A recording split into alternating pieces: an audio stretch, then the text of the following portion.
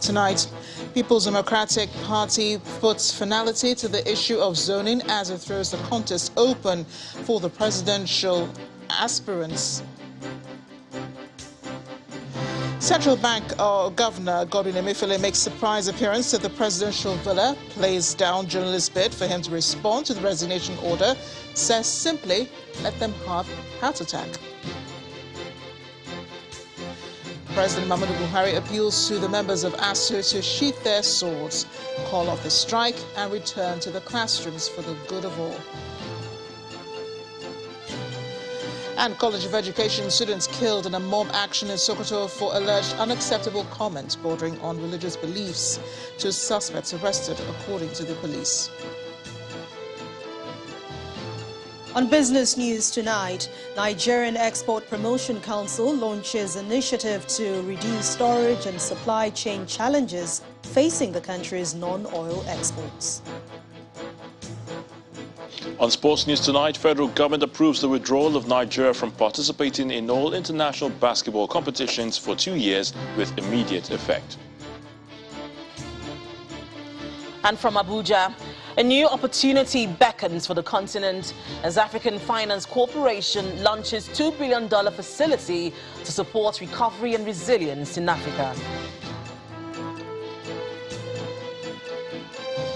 And in international news from London, Russia say they will hit back after Finland's president and prime minister called for the country to join NATO without delay.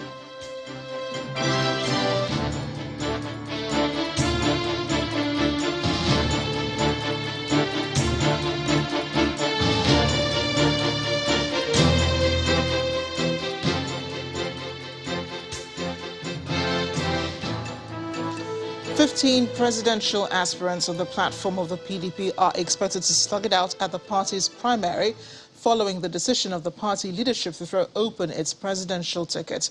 It comes after the National Executive Council of the PDP last night adopted the recommendation of the Governor Otom-led zoning committee.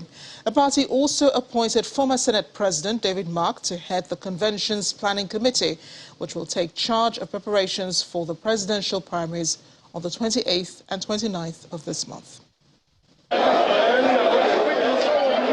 It's barely 4 weeks to the presidential primaries of the People's Democratic Party, PDP, and the party is holding its National Executive Committee meeting in Abuja to decide on some key issues. Earlier in the day, the party's National Caucus, comprising serving and former governors, members of the National Working Committee, as well as former and serving lawmakers, had converged on the Benue State Governor's Lodge for a secret meeting. At the resumption of this NEC meeting, the PDP National Chairman briefs the gathering on preparations for the party's presidential primaries, reassuring members of their determination to hold a credible exercise. We have also worked round the clock on details in terms of various preparations for the 4th National Convention. I will brief you later. The chairman of the PDP Governors Forum, Aminu Tambuwal, assures party members of the support of the governors of the party to win the 2023 general elections. I assure you, Mr. Chairman, that your governors, as always, are ready to continue to give you every support that is required for our party to emerge successful in the general elections. However, the House of Representatives Minority Leader is saddened by the inability of the federal government to rescue the Abuja-Kaduna train kidnap victims. We call on Mr. President Muhammadu Buhari to take stronger steps to secure the release of those abducted by terrorists, including in the Kaduna-Abuja train attack. The meeting enters into a closed-door session, and 2 hours later, the PDP National Publicity Secretary briefs journalists, announcing the party's decisions on zoning and consensus candidacy. After a very extensive deliberation, NEC aligned itself with the recommendation of the PDP National Zoning Committee that the presidential election should now be left open. By this decision, all 15 presidential aspirants who have been cleared by the party to contest will have their fate decided by delegates at the primaries, unless they settle for a consensus candidate among themselves, as was the case during the election of the party's principal officers last year. And today, former Senate President Bukola Saraki is calling on Nigerians across party lines to support his presidential bid to rescue the country from what he calls collapse. Speaking during his official declaration for office of the president on the platform of the PDP, he promised to end the myriad of challenges confronting the country, especially insecurity, poor health indices and unemployment. As long as there's one old woman in this country who cannot afford her prescription drugs for diabetes or malaria because she has no insurance coverage, the job is not done. And it's for this woman that I will ensure people like her are covered and they are able to buy their own drugs and get insurance cover. We will ensure that in 2 years, we will take insurance coverage in our country from the current 7% to 50% health insurance coverage. I will be the Nigerian that will be a bridge between the young and the old. I'll be the bridge between the private sector and the public sector. I'll be the bridge between Muslims and Christians. I'll be the bridge between the North and the South. As long as a single village or forest in this country is controlled by terrorists or bandits or any group of criminal groups, as long as any citizen is living in fear, as long as our soldiers, our security agents do not get the right training, right equipment, right incentive, the job is not done. And it is for these citizens that I want to be president, because I will do everything to protect the lives and properties of every Nigerian and everyone that lives within our country. Meanwhile, Governor of Akwa Ibom State, Udom Emmanuel, and Mr. Mohammed Hayatuddin, who are presidential aspirants in the PDP, are making a case for their candidature to delegates. Both aspirants believe loyalty to the party and achievements in the world of business are criteria to consider when deciding who will emerge as the party's presidential candidate. Both aspirants made the appeal during separate meetings with delegates to the forthcoming convention in Abuja. Have decided that members of the PDP Board of Trustees and state chairman of the party constitute a major number of delegates to the May 28 and 29 presidential primaries. This explains why two presidential aspirants, Governor Udom Emmanuel of Akwa Ibom State and Mr. Mohammed Hayatuddin, are wooing these party members to canvass for their support. At two separate meetings, the aspirants asked members of the PDP Board of Trustees to throw their weight behind someone who has the capacity to address the country's security challenges and also improve the economic fortunes of Nigeria. The country is decomposing and dissolving right before our eyes.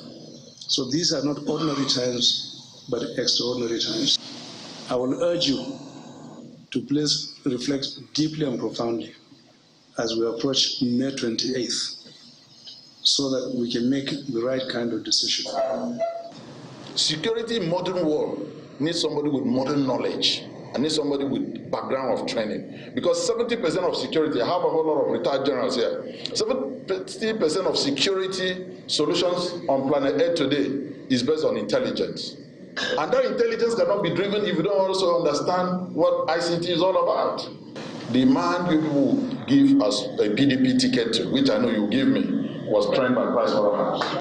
The governor of Akwa Ibom State emphasizes that loyalty to the party should count as delegates choose their presidential candidates. When people lift hands, he said, I pledge to Nigeria, my country, to be loyal, faithful, and honest. Ask them, were you even loyal to the party at the time of need? Some of them, when we were at the time of need, they abandoned us. We stood with this party.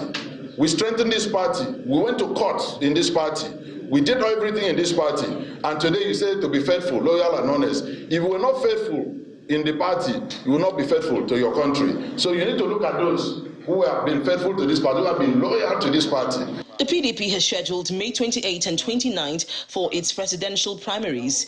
And as the party jettisons zoning, all 15 presidential aspirants will slug it out at the convention as delegates determine their fate. APC presidential aspirant and governor of Kogi State, Yahaya Bello, says he's built a good relationship with delegates and is confident of emerging victorious in the upcoming party primaries. The governor's optimism was made known by the Director General of the Yahaya Bello Campaign Organization, Ms. Hafsat Abiola Costello, while submitting the Kogi State Governor's presidential nomination and expression of interest forms in Abuja.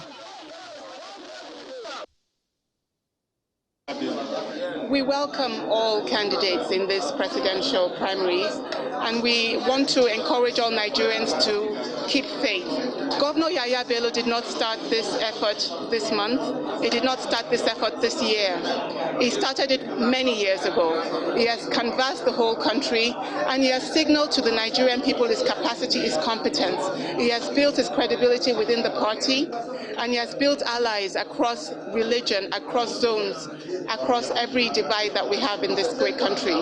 So we have nothing to fear from other candidates, especially from candidates that are just appearing now.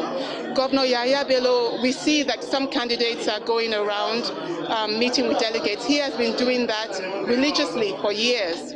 So we are fully confident in the movement that he represents. From his first day in office as governor of Kogi State, he started working to unify a state that was polarized.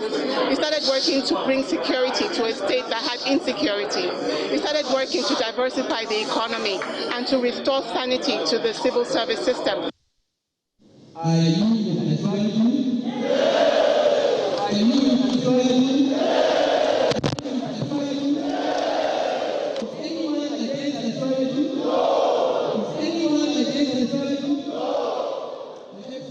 A declaration of support it is for Kaduna State delegates on the platform of the All Progressives Congress for former governor of Lagos State, Bola Tinubu, who is seeking the ticket of the party to run for president.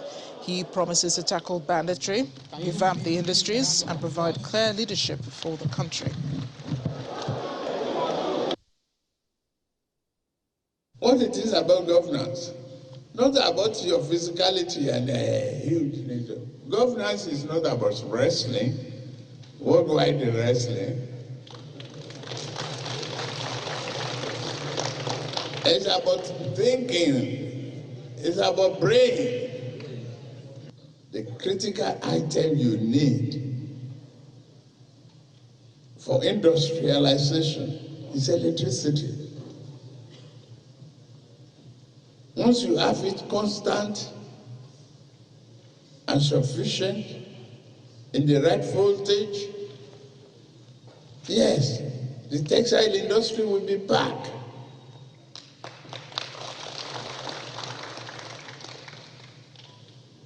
The farmers will feel secured. With all these arable lands,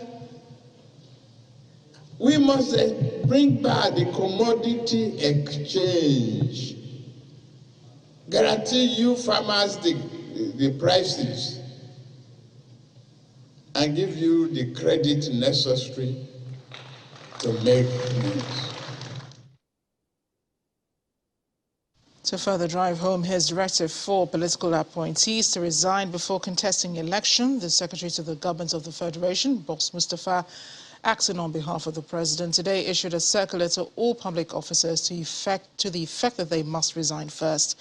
According to the SGF, the directive affects all ministers, heads and members of ministerial departments, agencies and parastatals of governments and ambassadors.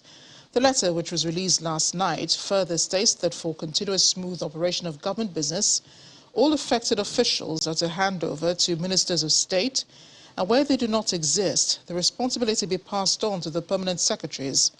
Also, ambassadors shall hand over to their deputy heads of mission or the most senior foreign service officer should they choose to contest political office.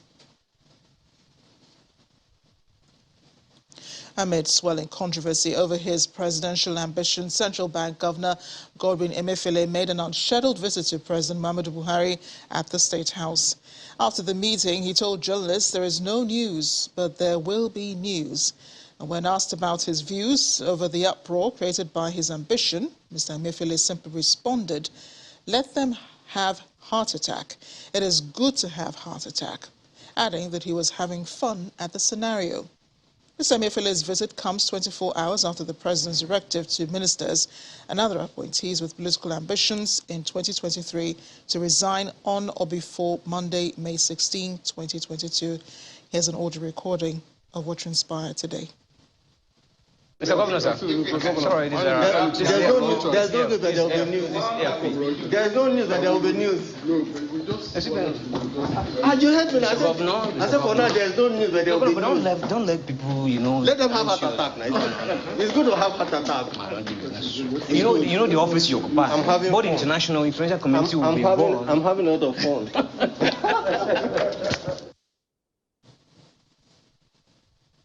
In part two after the break, President Muhammadu Buhari signs anti-money laundering bill into law. That's in a moment. To join us again.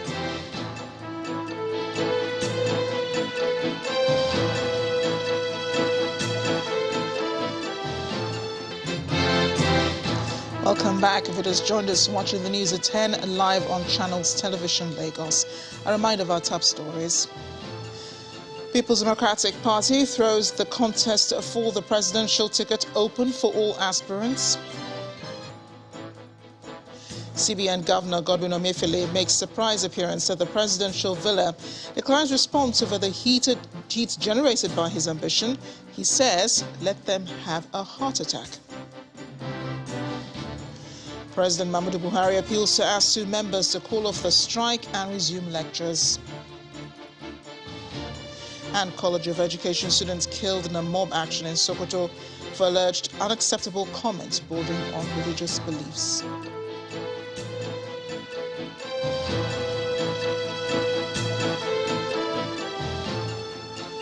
The civil society community is backing the president's decision, ordering all political appointees to resign before seeking elective offices. For them, however, the president has to go beyond mere directive by ensuring that the position is enforced.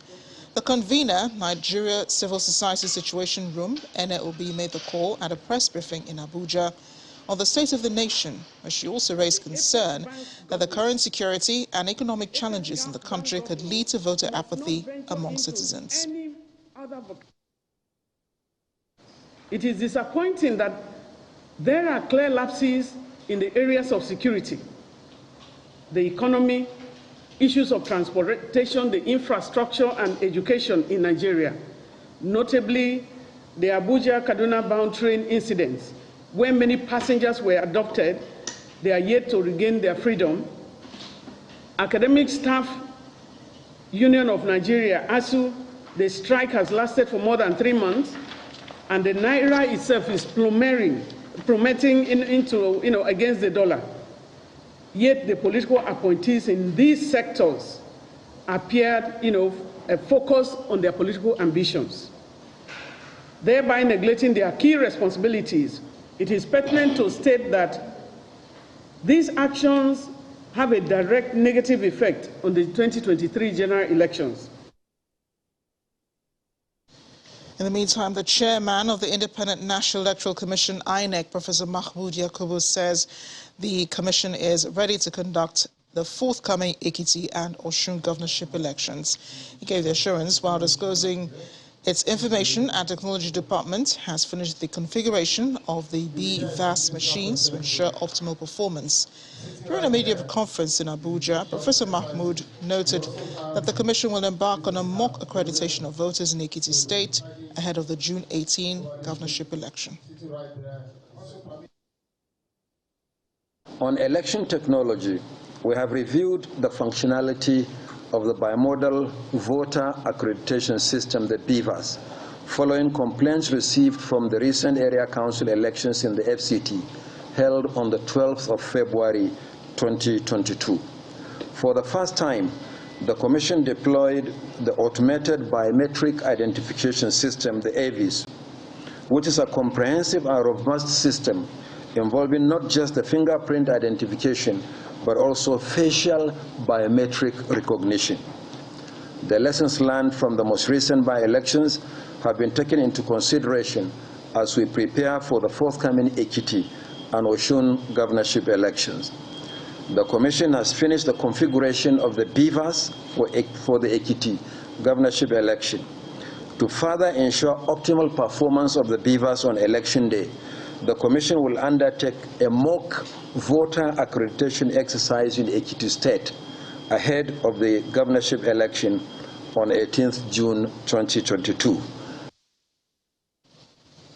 In governance now, President Muhammadu Buhari has vowed not to rest until he rids the nation of the menace of money laundering, terrorism and other financial crimes. The president made this known today when he signed into law 3 bills aimed at improving the anti-money laundering and counter-terrorist financing and proliferation financing framework in Nigeria. The bills, which include Money Laundering Prevention and Prohibition Bill 2022, the Terrorism Prevention and Prohibition Bill 2022, as well as the Proceeds of Crime Recovery and Management Bill 2022. Speaking at a signing ceremony at the Council chamber, the president noted that the bills align with his administration's commitment to fighting corruption and illicit financing activities.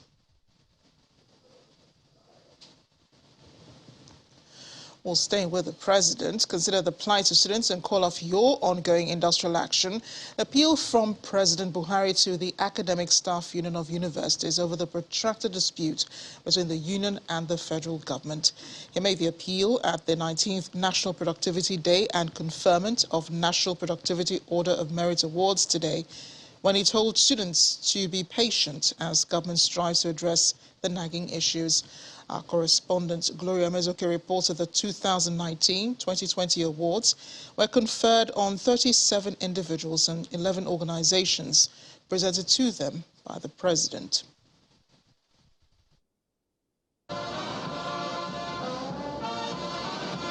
President Muhammadu Buhari is guest of honor at the 19th National Productivity Day celebration and conferment of National Productivity Order of Merit Awards, where 48 recipients have converged on the State House. If you have a professor of agronomy, top politicians, government officials and business luminaries are physically present to receive the 2019 and 2020 prestigious awards. Can stand from a distance. Where we are now is okay where we are. Building his perspectives around the theme, achieving higher productivity through improved educational system, the president acknowledges that there are fundamental challenges within the nation's educational system that diminishes productivity. It is against this premise that the president addresses the ASUU strike. I want to use this opportunity to call on the Academic Staff Union and the universities to consider the plight of our students and call off the ongoing strike action. I also call on our students to exercise patience as we try to address the nagging issues in our university system within the ambit of the scarce resources available to government. The guest speaker, Mr. Sylvester Onoja, draws correlation between the education sector and effective productivity. Do we have the right people planning education? Do we have the right people teaching? Do we have the right people learning? What is the implication of all this to productivity? All the awardees, you're coming in to my right and exiting to my left. Mr. President, a round of applause to Mr. Boss, Mr. Ladies and gentlemen. The president presented awards to deserving individuals and organizations like the founder and CEO of Secure ID, Mrs. Kofo Akinkugbe, the chairman and CEO of Airpeace, Alan Oyema, and a posthumous award also given to Dr. Ameyo Stella Adadevo, who died in the line of duty, saving the country from the Ebola virus, amongst others. It's a special COVID-19 award. Other recipients speak on the impact of the awards. For us is that the way we have conducted the business has been in such an ethical manner, and it's encouraging that this is being recognized, and it only encourages myself and my team to keep pushing and to keep doing what we're doing in the right way and keep expanding. Highlighting the correlation and importance of education and productivity, critical questions have been raised here. What kinds of skills is Nigeria developing to improve on the economy, as well as who really are the managers of the ministries of education, the national and subnational levels? These are crucial questions that would help ramp up productivity across board. From the presidential villa, Gloria Umezuki, Channels Television News. Just a few hours after the president appealed to the Academic Staff Union of Universities to consider the plight of the Nigerian students and call off the industrial action, the federal government has held a tripartite meeting with the leadership of the union and other unions of the universities as part of efforts to resolve the protracted dispute. The meeting, which was held at the banquet hall of the State House in Abuja, was chaired by the Chief of Staff to the President, Professor Ibrahim Gambari, and had in attendance representatives of various ministries of government, religious groups, the Nigeria Labour Congress, and other interest groups.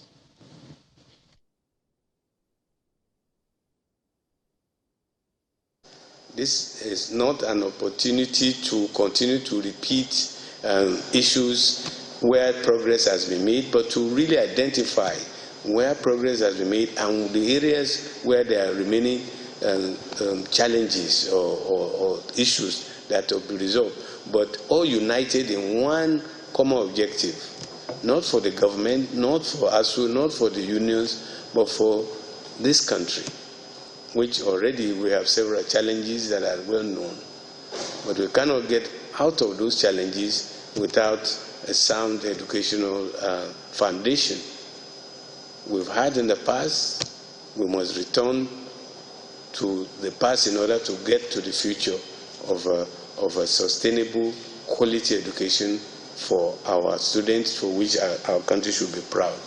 I would like to really appeal to ASU. I would like to appeal to all the other unions. I will make sure that whatever concrete efforts we made and concrete agreements we reach will be implemented by the government, by the president, so that we get our students back to the classroom and we get our professors back to where they belong. So ahead on the news at 10, Nigeria Export Promotion Council launches initiative to reduce storage and supply chain challenges facing the country's non-oil exports. We'll have more in business news. To join us again.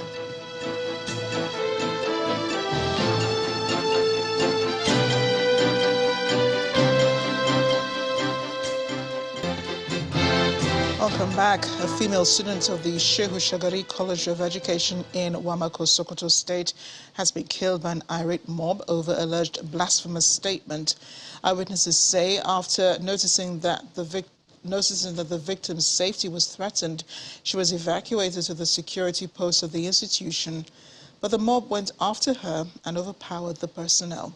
The police has confirmed the incident, revealing the 2 suspects have been arrested. Reacting to the incident, the governor of Sokoto State, Aminu Tambuwal, condemned the act, saying those behind it must face justice.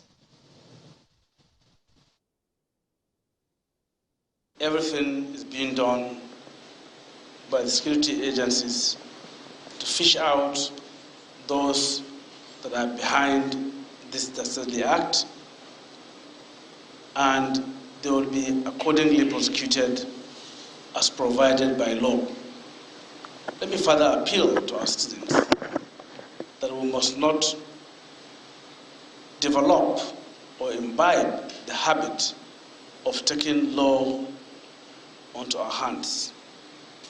It is important that whenever and if there is any issue that one or some people are not comfortable with, they report such to constituted authority.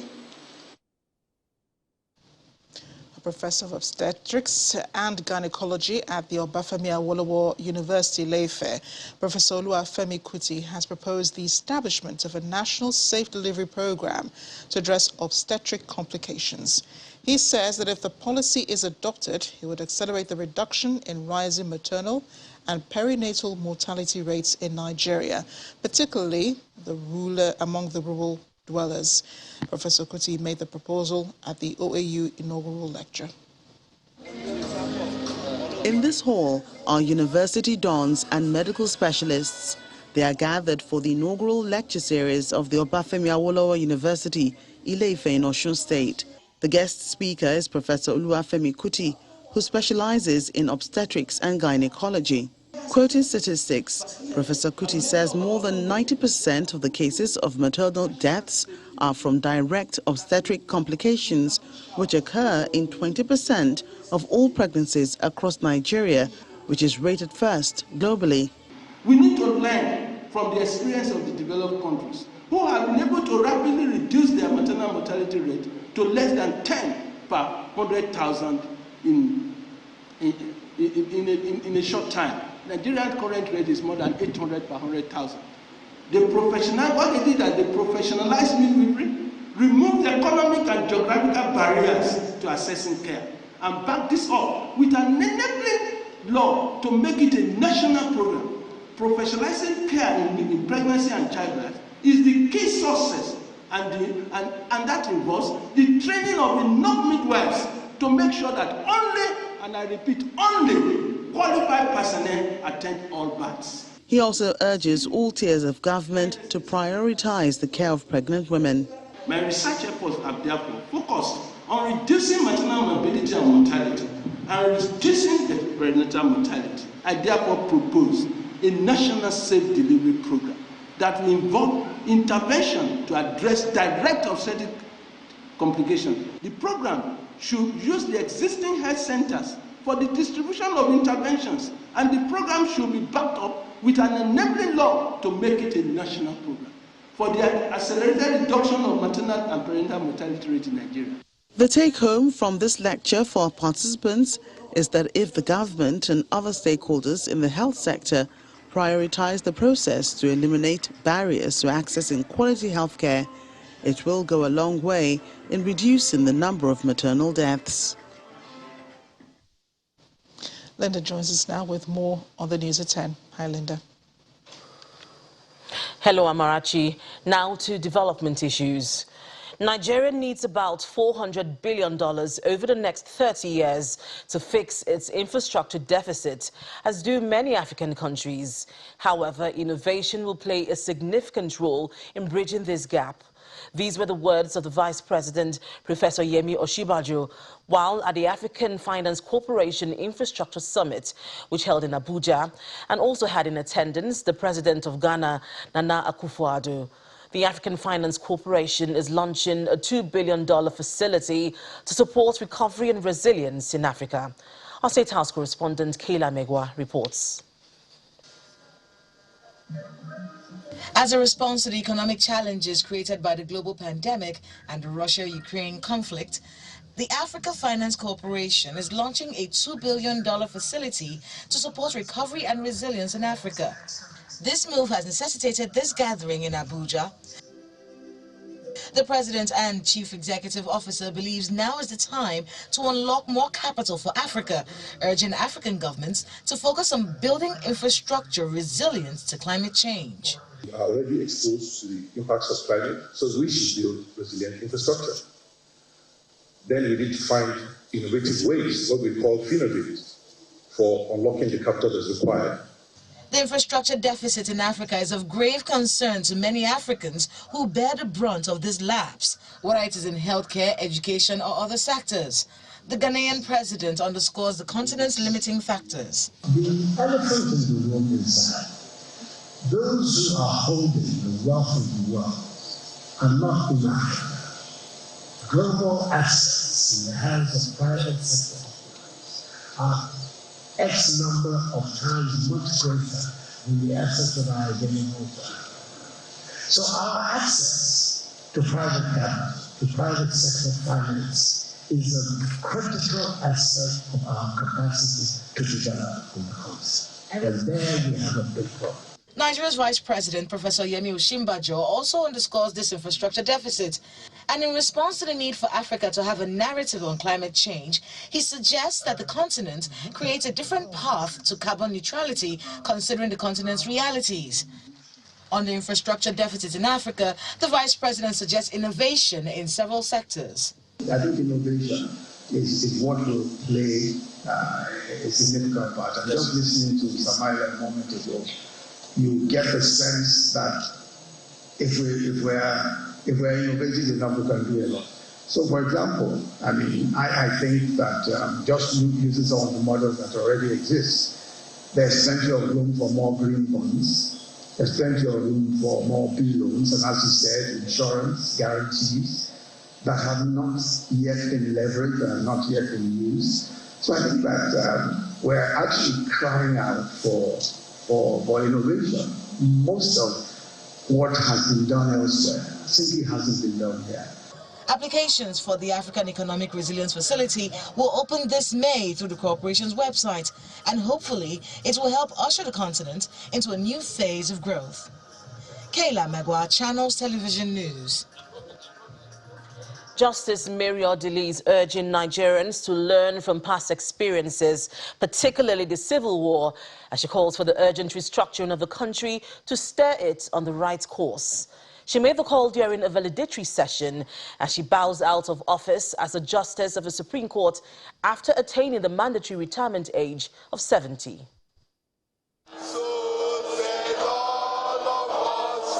Supreme Court justices file in, marking the commencement of this valedictory session, a song to acknowledge the good works of a legal icon, Justice Mary Odili, as she bows out in this session held in her honor.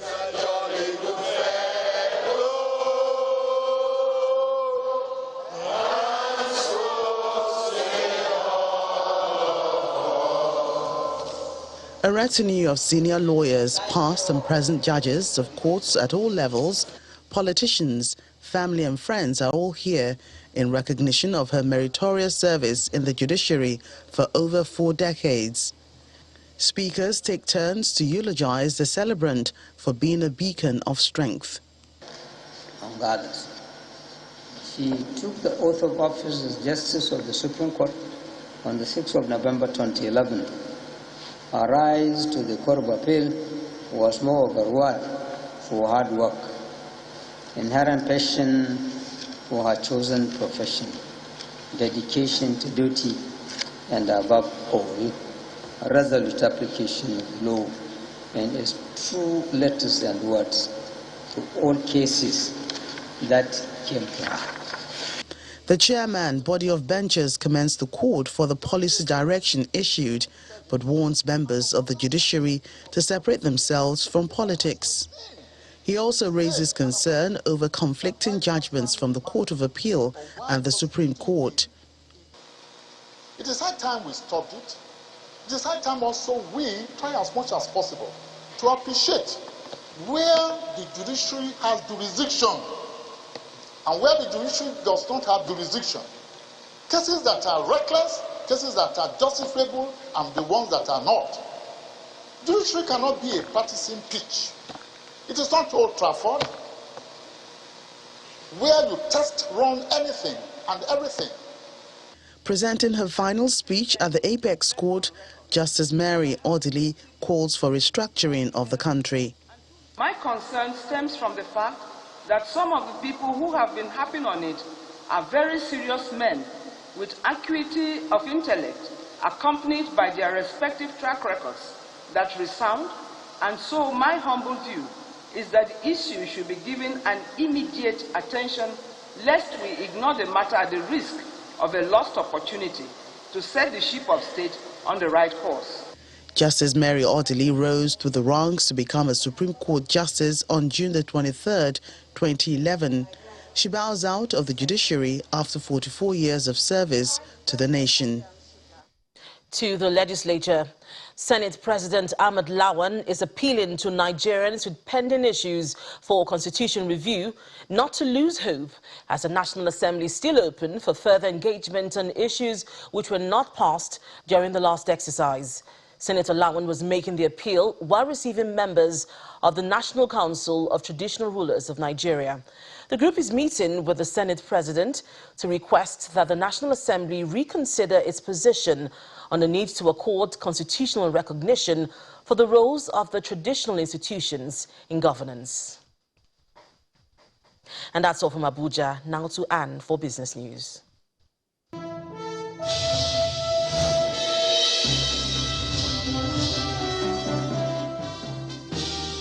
Thank you, Linda. Hello and welcome to Business News. Dealing with supply chain constraints experienced by exporters in Nigeria brought the executive of the Nigeria Export Promotion Council to Lagos for a sensitization program on domestic export warehouse. According to the executive director of NEPC, Dr. Ezra Yakusak, the scheme will eliminate bottlenecks for exporters in Nigeria. We can appreciate with the fact that to transport a 40-foot container from Lagos port to China it will cost you about $3,500. But to transport that same port from that same 40-foot container from the port to Lagos mainland will cost about $4,000 in the same country, in the same state. You understand? So we just feel there's need for us to because it's affecting export and it's affecting our job. And in any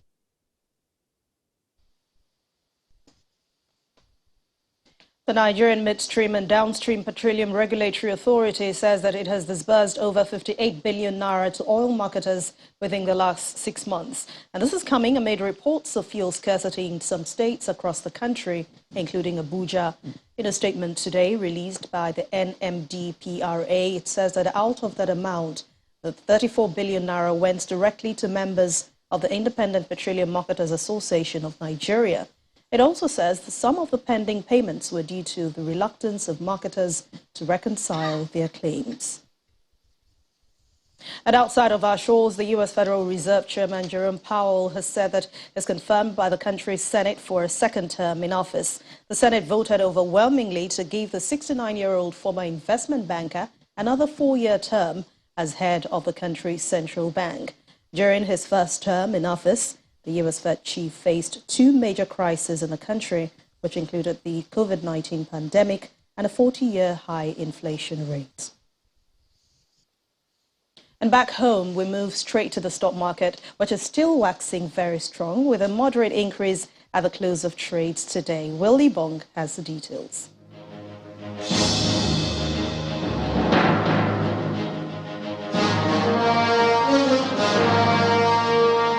Hello and welcome to the Stock Market Report. Investors are still having a blast as the NGX continued its bull run. At intraday, the all-share index crossed 53,000 points but reversed to the 52,000 level. Today's positive performance is attributed largely to gains in Flour Mills, Okomu, PZ Cousins, and Lafarge. There was some profit taken on MTN Nigeria, but not significant enough to cause a pullback. However, value of stocks traded today fell by 22.5%, but volume was good, which is a good sign in the market. Pearson is top on the gainers chart. The company released an impressive first quarter report, while Academy Press led the decliners. So far, the market has maintained a positive trend in the first 9 trading days of May. Let's hope this trend continues tomorrow. And that's the Stock Market Report. I'm Willie Bong. It's back to you. And that's Business News Tonight. Thank you for watching. I'm Anne Nwawadu. It's back to you, Amarachi. Thanks, Anne. Simon Pusey has the day's major foreign stories. Good evening and welcome to the Channel studios here in London with your international news around the world in 5. Finland's president and prime minister have called for the country to apply for NATO membership without delay. Joining NATO would be not against anybody. Sauli Niinisto and Sanna Marin said in a joint statement they expected a decision in the next few days. The move comes amid a surge in public support for NATO membership following Russia's invasion of Ukraine. Speaking to reporters on a conference call, Kremlin spokesperson Dmitry Peskov said Finland's move to join NATO was definitely a threat to Russia.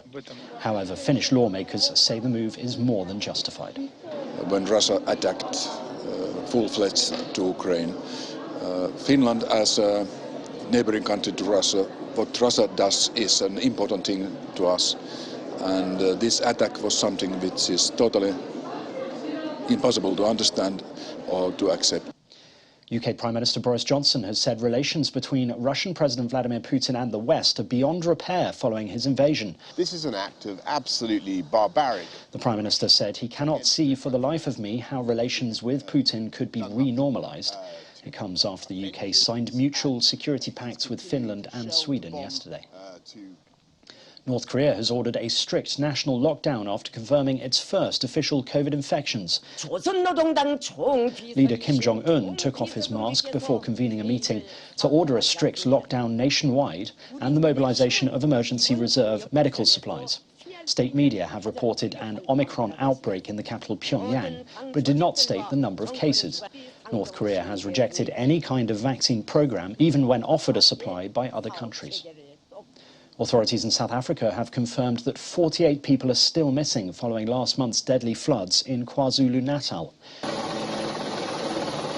The official death toll now stands at 445. Disaster management teams, including police and army, are still on the ground searching. But for many families, the hopes of finding loved ones alive are dwindling. The floods have been described as the worst natural disaster to hit South Africa in decades. Video footage from China has emerged of a passenger plane after it veered off the runway during takeoff and caught fire. Despite dramatic pictures of flames ripping through the aircraft, all 113 passengers and 9 crew members on board were evacuated from the Airbus jumbo jet. Several passengers were injured and rushed to hospital. The incident happened in Chongqing City at around 8 a.m. local time. Wildfire has swept through the wealthy Southern Californian enclave of Laguna Niguel, destroying about 20 homes while scorching around 200 acres, prompting evacuations. Though relatively small compared to major rural wildfires in the western states, the fire spread rapidly across the ridges of the Orange County community with afternoon winds. Video posted on social media showed multi-million-dollar homes consumed with orange flames and billows of black smoke. The Orange County Sheriff's Department said evacuations were ordered for about 100 homes. A massive dust storm engulfing an area in Texas earlier has been caught on camera. That's how big it is. That's a semi going there. The massive wall of dust turned the sky orange along the historic Route 66 in Amarillo.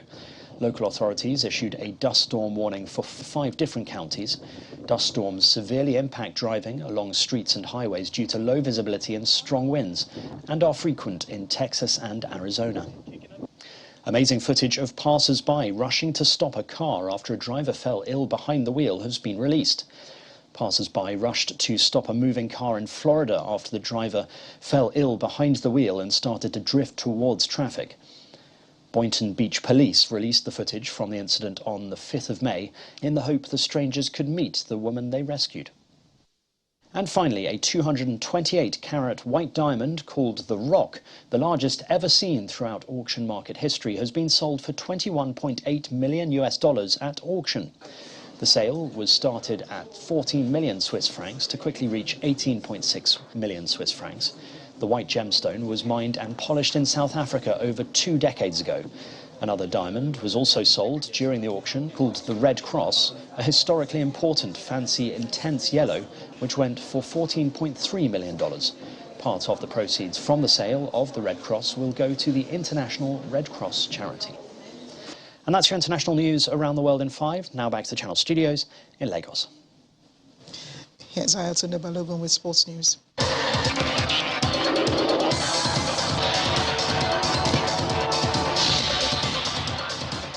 Many thanks, Amarachi. The federal government has approved the withdrawal of Nigeria from participating in all international basketball competitions for 2 years. The Permanent Secretary, Ministry of Youth and Sports Development, Ismaila Abubakar, explains the decision is geared towards revamping the game from the grassroots as well as the domestic leagues. The Permanent Secretary adds that an interim management committee will be set up to oversee the administration of the game in the country. In the English Premier League, Harry Kane has scored twice as Tottenham Hotspur produced a stunning performance to beat 10-man Arsenal 3-0 in the North London derby and moved to within just 1 point of the top 4. A victory for Arsenal would have wrapped up a top 4 finish, but now they are just 1 point ahead of Tottenham Hotspur in 5th with 2 games remaining. In tennis, Rafa Nadal has crashed out of the Rome Masters in the third round after falling to a shock 1-6, 7-5, 6-2 defeat at the hands of Denis Shapovalov. Defeat in Rome for the King of Clay, Nadal casts doubt over his prospects at the upcoming French Open, where he has been crowned champion 13 times, but faces a threat from teenage phenomenon Carlos Alcaraz. That's sports news. I'm Ayo Tunde. I'll get back to March.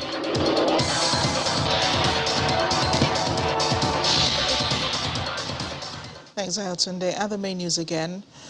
The picture is now clearer for presidential aspirants on the platform of the PDP as the party leadership puts finality to the issue of zoning by throwing open the contest for the presidential ticket.